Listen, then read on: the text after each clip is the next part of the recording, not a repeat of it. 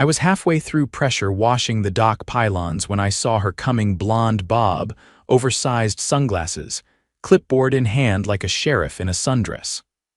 Lorraine Kingsley, the HOA president of Baygrove Lakeside, also known as our neighborhood pain in the neck. "Jackson," she called, strutting down the Marina pier like she owned the place. I killed the power washer and turned to face her. "Lorraine, what can I do for you?" She didn't even fake a smile.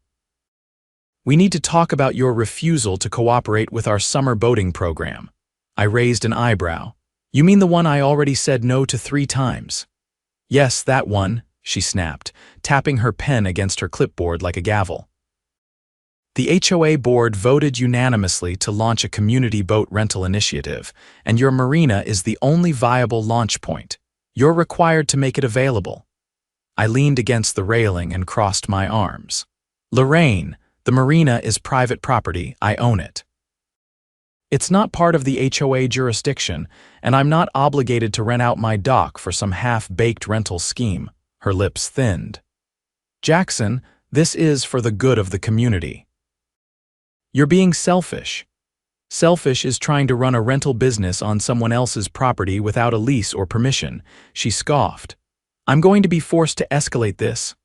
"Knock yourself out," I said, waving her off and turning back to the power washer.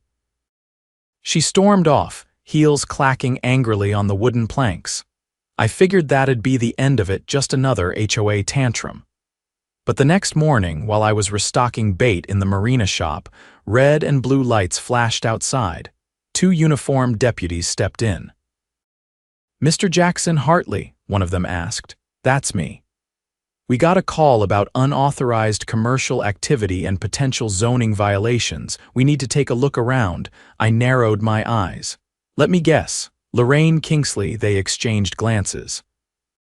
"We can't disclose the caller's name, sir," I chuckled. "You don't have to. Follow me." I gave them a tour of the marina, pointing out every permit and license hanging neatly on the office wall. I showed them the deed, stamped by the county clerk, making it crystal clear that the marina was outside HOA territory and fully compliant with local laws. The younger deputy scratched his head. "Looks like everything's in order. Sorry for the trouble, Mr. Hartley." "No worries," I said.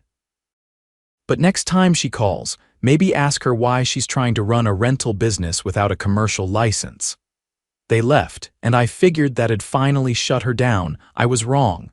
Later that afternoon, I got a notice from the HOA. Lorraine had fined me $500 for non-cooperation with community initiatives. I laughed so hard I nearly dropped a bucket of shrimp. Fine or not, she had just crossed the wrong guy. Because what Lorraine didn't know, what the whole HOA didn't know, was that I wasn't just the marina owner. I was also the guy who'd just been elected to the county zoning board. The next HOA meeting was held in the clubhouse auditorium, the kind with faux mahogany paneling and those stiff folding chairs that make you regret sitting down. I'd never bothered attending before. I'd always figured it was just a place for retirees to argue about mailbox paint. But now, with Lorraine playing dirty, I had a reason. I walked in wearing a blue button-up and jeans, clipboard tucked under my arm. A few heads turned. Not many marina owners showed up to these meetings, let alone ones who kept their distance from HOA politics. Lorraine was already on stage, standing behind a podium like she was about to deliver the State of the Union. Her expression cracked slightly when she saw me walking in. "Mr. Hartley," she said, her voice tight. "Didn't expect to see you here tonight. I figured I'd come see how community decisions are made, since I'm apparently part of them now without consent." Murmurs rippled through the seated crowd. She cleared her throat. "We'll begin with new business. As you all know, the board has been working diligently on our community boat sharing initiative. We've identified a launch site, secured preliminary insurance quotes, and are awaiting final permission from—" "Hold on," I said, stepping forward and raising my clipboard. "May I?" She hesitated, then reluctantly gestured to the side mic. I walked up and flipped open the folder. "Name's Jackson Hartley. Some of you know me as the guy who runs the marina." What you may not know is that I sit on the county zoning board now, which means I've had the joy of reviewing some very interesting emails and proposals tied to this initiative. Whispers broke out again. I didn't pause. First off, let's establish something.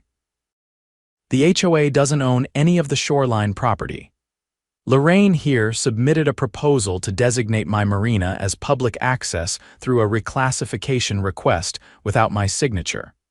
She claimed the dock was community maintained, which is false. I have maintenance logs, tax receipts, and aerial maps dating back 15 years proving otherwise. Lorraine stepped forward, her tone suddenly sugary. Jackson, I believe you're misunderstanding. The proposal was merely a draft. No, I said, turning a page. You also submitted a grant application to the county's recreation development program, listing projected revenue from rentals and a projected annual profit of $72,000. And guess whose property you listed as part of the assets? Mine. Gasps now. A woman in the second row muttered, She what? Lorraine's face flushed. You're misrepresenting the timeline. Those were exploratory fraud, I asked. You forged my initials on the grant paperwork. That shut her up. I turned to the crowd. I've submitted copies to the county prosecutor. Since she used falsified documents to apply for public funds, it falls under criminal fraud. The sheriff's office is reviewing it as of this morning. Silence. Lorraine's jaw clenched so tightly I thought she might crack a molar. But that's not all, I said, holding up a printed email chain. She also contacted the sheriff's department last week, claiming I was operating an unlicensed commercial dock. That call triggered a code inspection that wasted county resources and nearly interfered with my charter customers. The code office found nothing wrong, of course, but filing a knowingly false report, that's another offense. A man near the back stood up. Is that true, Lorraine? You tried to get him shut down. She didn't answer. I continued. Now, I'm not here to play politics. But if someone's going to use their role to bully neighbors, forge signatures, and misuse authority, then I think all of us deserve to know. Another board member, a gray-haired man with a badge-shaped lapel pin, finally spoke. This is extremely serious.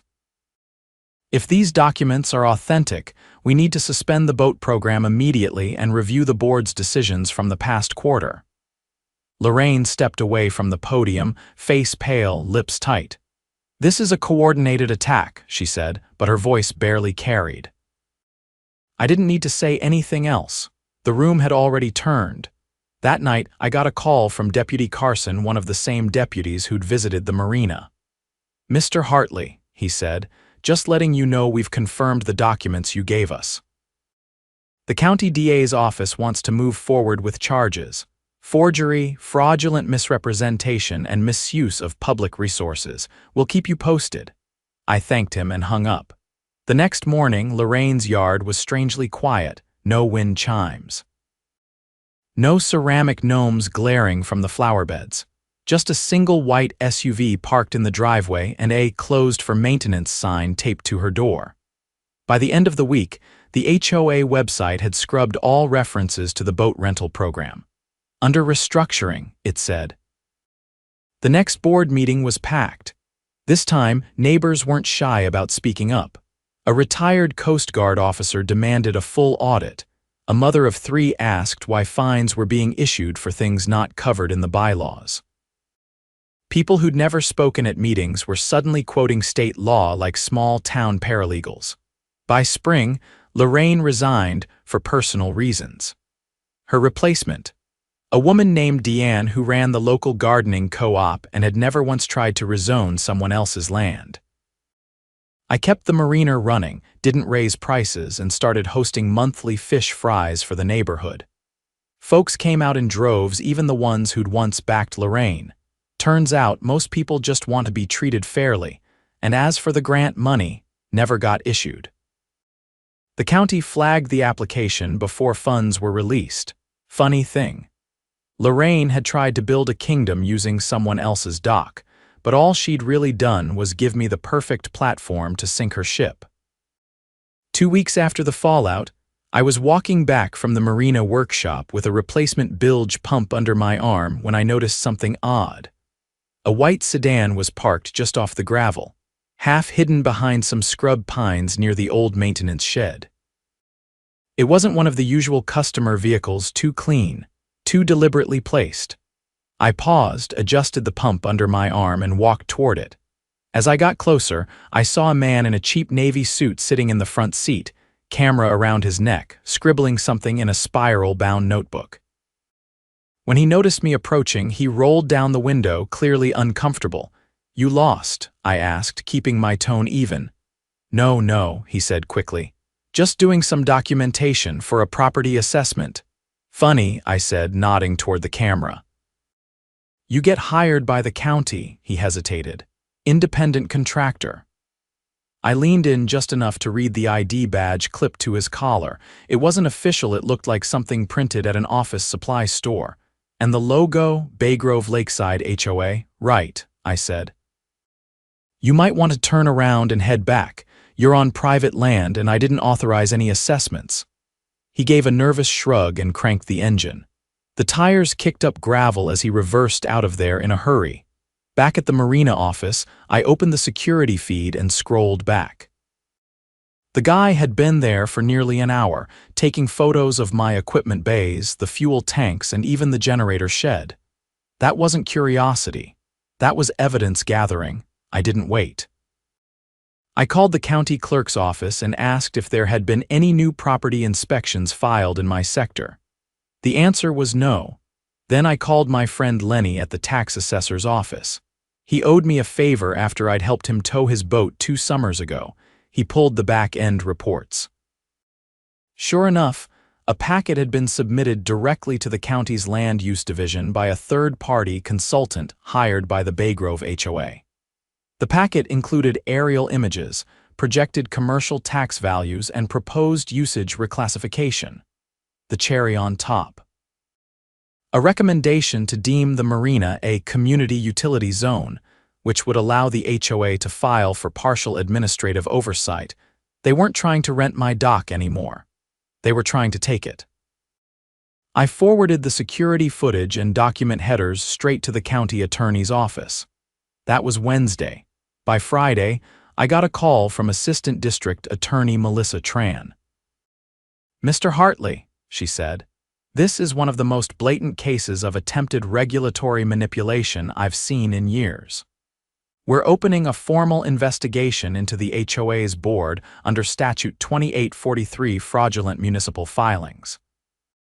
The consultant they hired didn't disclose his connection to the board president.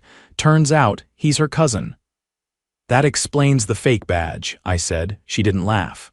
"We've also discovered the forged property survey attached to the filing. It lists your land as previously public, which is not only false, but directly contradicts county records. If that document had been accepted, they could have initiated eminent domain proceedings under a community development clause. They were trying to steal it legally." "Exactly." I hung up, heart pounding. I wasn't just dealing with petty fines or power-tripping board members anymore. This had crossed over into criminal territory. The next week, I got a subpoena to testify before a county grand jury. I showed up with every document I'd ever filed on the Marina, from the original deed to the latest zoning approval. They asked about the surveillance footage, the fake inspector, the forged grant application from before, and the new property filings. They didn't ask about Lorraine by name, but it was clear who they were circling. A week later, the sheriff's department executed a search warrant on the HOA's office. 2 uniformed deputies and a plainclothes detective walked out with 3 computers, 6 file boxes, and what looked like a backup drive. That same afternoon, Lorraine's house was visited. She wasn't arrested, not yet, but a sealed envelope was handed to her on the porch. She stood there in a floral blouse and heels, staring at it like it was radioactive. Then she retreated inside and shut the door without a word. The neighborhood buzzed. People started stopping by the Marina not for bait or boat slips, but to talk. "Did you hear what she tried to do?" one man whispered, leaning on the counter. "Lorraine's done. another woman said, shaking her head. I always thought she was pushy, but this.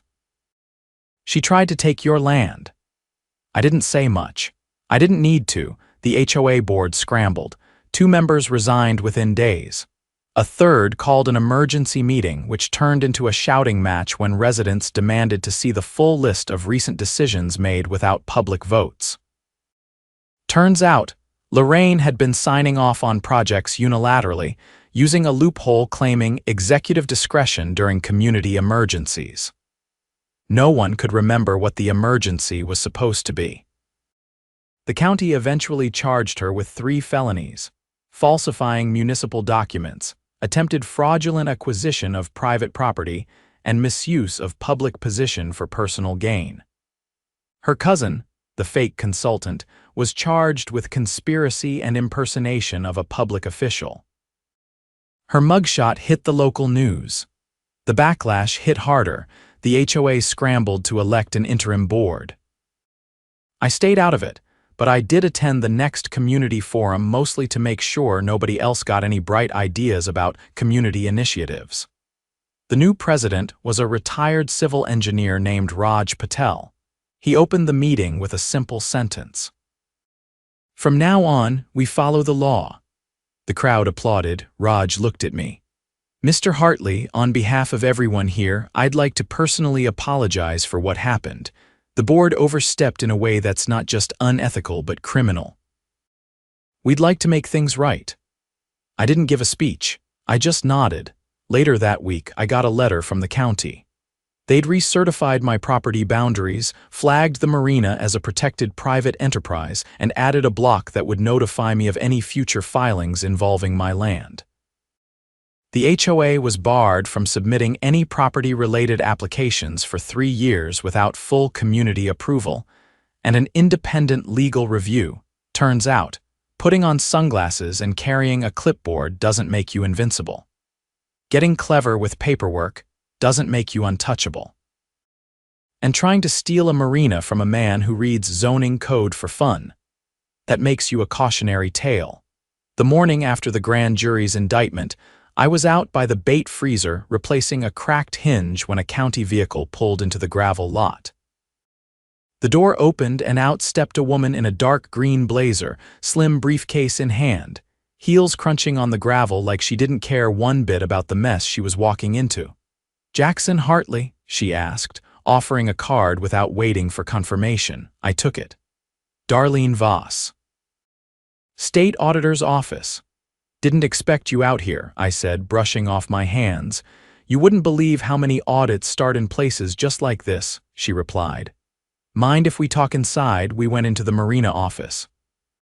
I motioned her to the bench by the window while I poured 2 coffees from the old steel thermos behind the desk. "I'm here because the documents you submitted to the DA triggered a full review," she said. "Not just of the HOA board's filings, but their financials too." I leaned back on the stool. "You think there's more?" "I don't think. I know. You just happened to be the first one to push back hard enough." She opened her briefcase and laid out a thin stack of printed spreadsheets. Over the last 3 years, Baygrove Lakeside HOA has filed 19 requisitions for community improvement funds. That's normal. What's not normal is that over half of those funds were withdrawn in cash or paid directly to companies that don't exist outside of a P.O. box. A low whistle escaped me. Let me guess. Lorraine had signing authority. Every single one. That night, I called Raj Patel, the new HOA president, and told him what was coming. He didn't ask for details, just thanked me and said he'd make sure the rest of the board cooperated. The next morning, I saw a new sign posted on the HOA office door. Under external audit. All operations suspended. Over the next month, investigators combed through every contract, every reimbursement, every vendor. A forensic accountant uncovered several maintenance companies that had been paid for repairs that never happened, like a phantom landscaping project that billed $15,000 for irrigation upgrades on a lot that didn't even have sprinklers. The worst discovery came 2 weeks into the investigation. Lorraine had diverted over $60,000 from the HOA budget into a shell company registered under her cousin's name, the same one who'd posed as the property assessor. They'd been running a grift, laundering funds through fake community projects and pocketing the profits. The boat rental scheme, just the latest in a long line of cash grabs, the state pressed additional charges: embezzlement, money laundering, and wire fraud. Lorraine was taken into custody during a quiet early morning pickup. No sirens, no spectacle. Just a black SUV and a woman in cuffs led out of her house without a word while neighbors peeked from behind curtains. In the aftermath, Baygrove Lakeside was left reeling. The HOA's emergency fund was nearly empty, and several residents had pending reimbursements for roof repairs and electrical work that now looked suspiciously like placeholders for more theft. A town hall was called in the community gymnasium. Folding chairs were packed wall to wall, and the air was thick with tension, not the usual passive-aggressive HOA buzz, but real fear. People were angry, but more than that, they were embarrassed, duped. Raj stood at the front, flanked by the remaining board members, none of whom had been directly involved in the fraud, but all of whom were now under public scrutiny. "This community trusted the wrong people," Raj said. "We can't undo the damage, but we can rebuild transparently, legally, and with your oversight." He proposed a full dissolution of the existing HOA charter, followed by a community vote to establish a new governing structure with built-in checks. No more single-signature approvals. All expenditures would require public posting and a 5-member review panel made up of both board members and residents. Then, something unexpected happened. A man in the back, someone I recognized from the charter doc slips, stood and raised his hand. "I propose Jackson Hartley be appointed as one of those 5 panel members. He's why we're even having this conversation." I opened my mouth to decline, but the applause drowned me out. I didn't want a seat at the table, not really. I liked pilings and rope knots, not budget meetings. But it was clear this wasn't about power, it was about trust. And trust, once broken this badly, needed anchors, so I said yes. Over the next 6 months, Baygrove Lakeside transformed. The Marina stayed private, protected by 3 separate county filings and a permanent deed restriction I'd quietly added with the help of the zoning board. No one would ever try to claim it again. The HOA, now operating under the name Baygrove Community Council, held monthly open forums where residents could vote directly on major decisions. Every transaction was posted online, every contract reviewed by an independent auditor. And Lorraine, she took a plea deal. 5 years suspended, 2 years house arrest, and full restitution. She was ordered to sell both her personal vehicle and her vacation timeshare to repay the stolen funds. Her cousin got 18 months in county and a 10-year ban from holding any kind of fiduciary position. I didn't see her again, except once early one Sunday when I was out loading bait coolers before sunrise. Her house was dark, the blinds drawn. A for sale sign had been planted in the yard, barely visible in the morning fog. I stood there for a moment, coffee in one hand, cooler in the other. Then I turned back to the dock. The marina was quiet, the water calm. The kind of still that only comes after a storm's past, when everything's been shaken loose and settled again. A few weeks later, I hosted a community cookout. Not like the old ones, this one was bigger.